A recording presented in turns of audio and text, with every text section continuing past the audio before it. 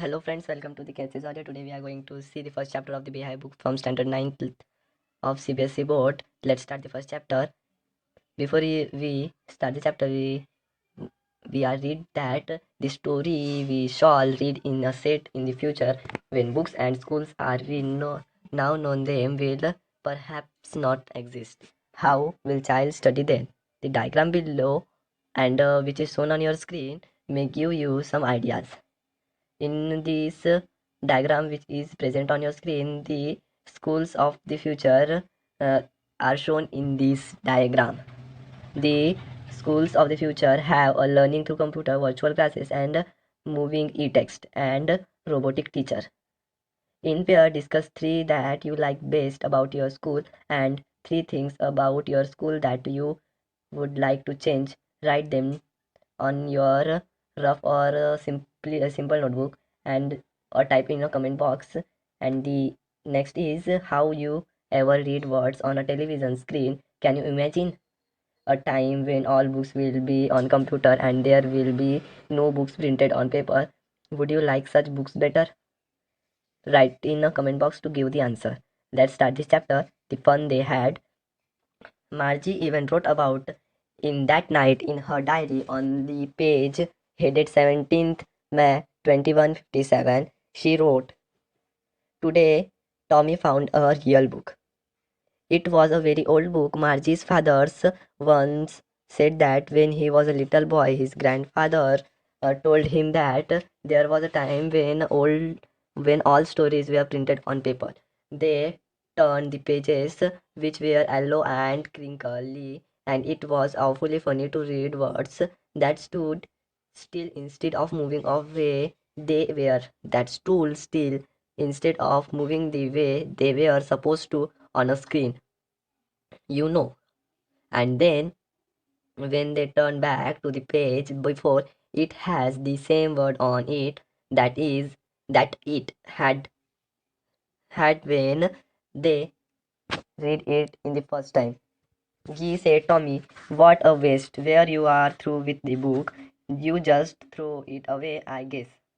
A television screen must have a million of books on it, and it's good for plenty more. I would throw it away. Same the mine," said Margie. She was 11 and hadn't seen as many telebooks as Tommy had. He was 13. She said, "Where did you find it?" "In my house." He pointed without looking because he was busy reading in attic. "What it about?" "School." Margie was confused. "School? What's there to write about school? I hate school." Margie always hated school, but now she hated it more than ever. The mechanical teacher had been giving her test after test in geography, and she been doing worse and worse until her mother had shaken her head arrowfully and sent for the country inspector. In this chapter, the country inspector is not a police inspector like it is the repairer repairer of the mechanical teacher. He was a round little man with a red face and whole box of tools with nails and wires. He smiled at the Margie and gave her an apple, then took the teacher apart. Margie had hoped he would not know how to put it together again, but he knew how all right. And after an hour or so, there it was again, large and black and ugly, with a big screen on which all the lessons were shown, and the question were asked. There, that wasn't so bad. The part Margie hated most was the slot where she had to put homework and test paper. She always had to write them out in a punch code they made her learn when she was 6 years old, and the mechanical teacher calculated the marks in no time. The inspector had smiled after he was finished and they patted Margie's head. He said to her mother, "It's not the little girl's fault, Mr. Jones. I think the geography sector was geared a little too quick. Those things happen sometimes. I have showed it up to an average 10-year level. Actually, the overall partner of her progress is quite satisfactory." And he patted Margie's head again. Margie was disappointed. She had been hoping they would take the teacher away altogether. They had once taken Tommy's teacher away for nearly a month because the history sector had blanked out the completely. So she said to Tommy, "Why would anyone write about school?" Tommy looked at her with very superior eyes. "Because it's not a kind of school, stupid. This is the old kind of school that they had hundreds of years ago," he added loftily, punching the word carefully. "Centuries ago." Margie was hurt. "Well, I don't know that kind of school they had that all that time ago."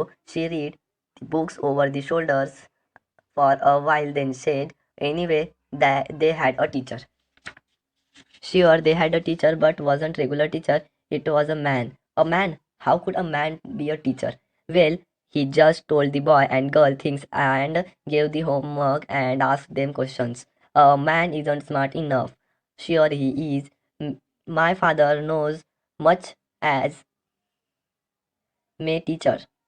He knows about as much. I betcha. The betcha means bet you, and I'm sure.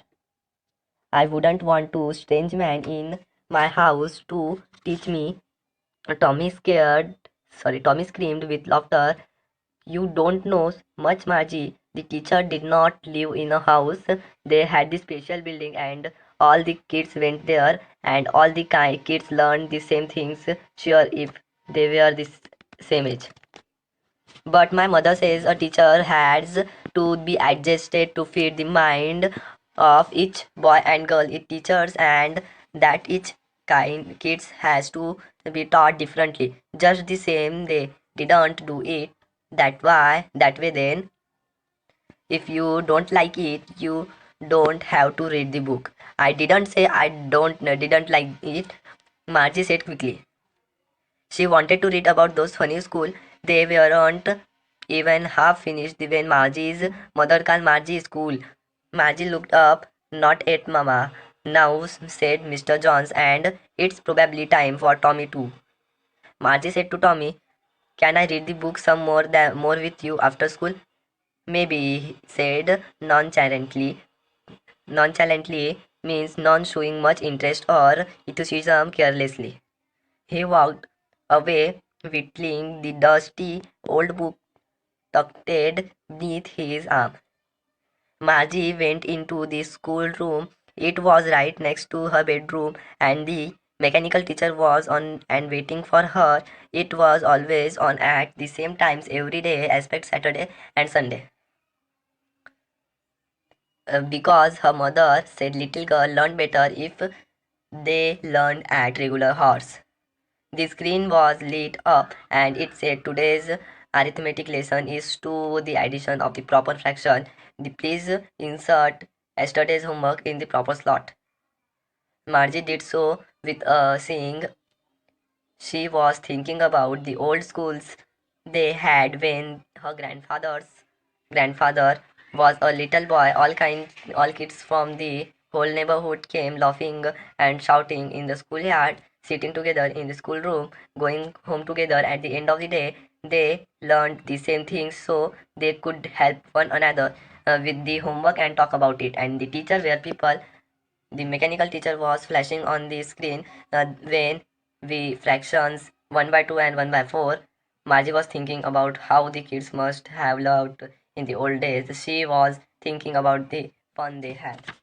At that point, the chapter is end, and you know about the how the school is in the future, but it is the imaginative story. Therefore, it is not real. And at that point, the story is end. Thanks for watching and listening this audio.